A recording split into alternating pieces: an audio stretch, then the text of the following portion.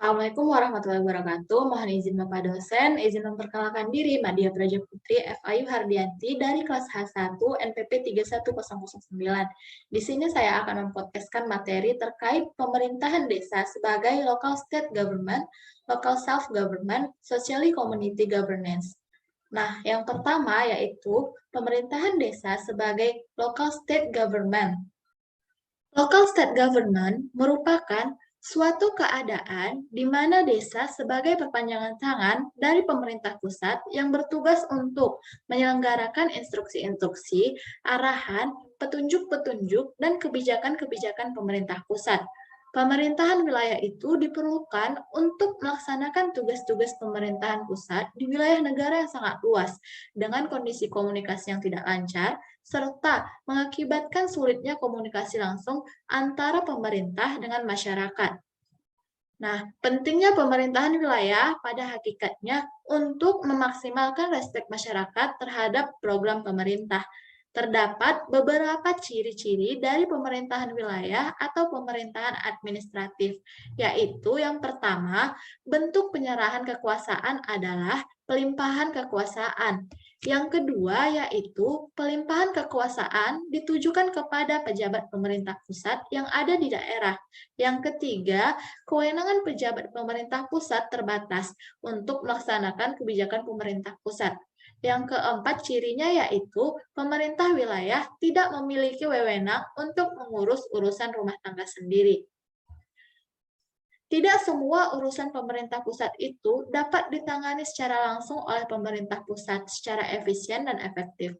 Untuk itu, dibentuklah pemerintahan wilayah yang tujuannya untuk menyelenggarakan urusan pemerintahan tertentu yang menjadi kewenangan pemerintah pusat di daerah. Selanjutnya yaitu posisi pemerintahan desa sebagai local self-government.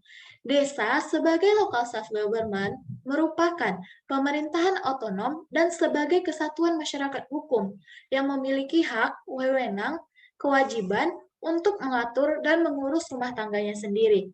Bentuk local self-government itu diperlukan untuk merespon perkembangan kebutuhan masyarakat di daerah yang tidak mungkin ditangani secara terpusat oleh pemerintah pusat.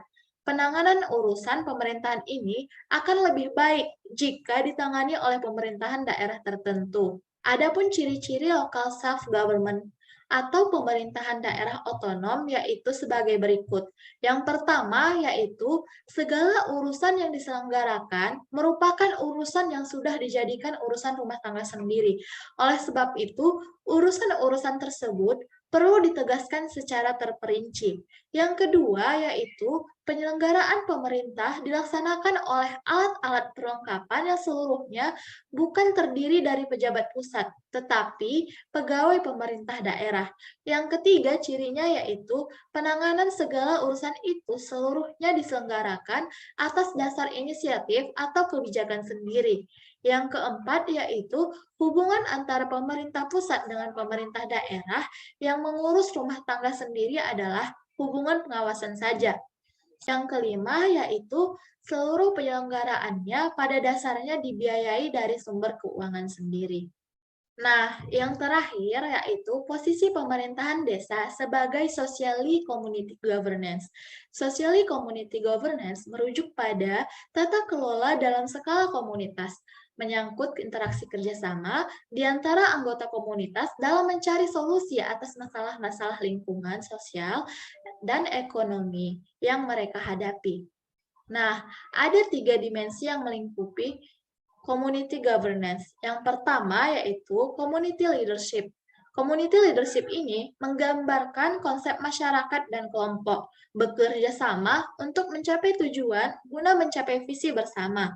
Yang kedua yaitu community empowerment yang menunjukkan kondisi komunitas yang berdaya dalam mengakses sumber daya dari tingkat kebutuhan dasar seperti makanan, tempat tinggal, pendapatan, hingga kebutuhan tingkat atas, yaitu interaksi sosial, dukungan, dan pengembangan diri. Yang ketiga cirinya yaitu community ownership, menguraikan tentang komponen model tentang bagaimana manusia terhubung dengan komunitasnya, sehingga tumbuh rasa memiliki dan memelihara komunitas di mana mereka berada.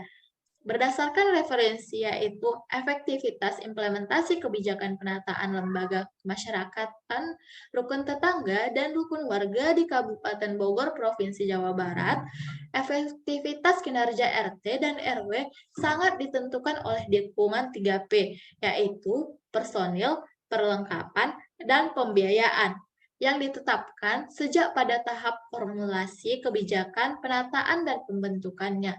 Dalam hal ini, maka posisi pemerintahan daerah sebagai social community governance telah diberlakukan, akan tetapi untuk outputnya belum tercapai secara maksimal atau masih jauh dari yang diharapkan.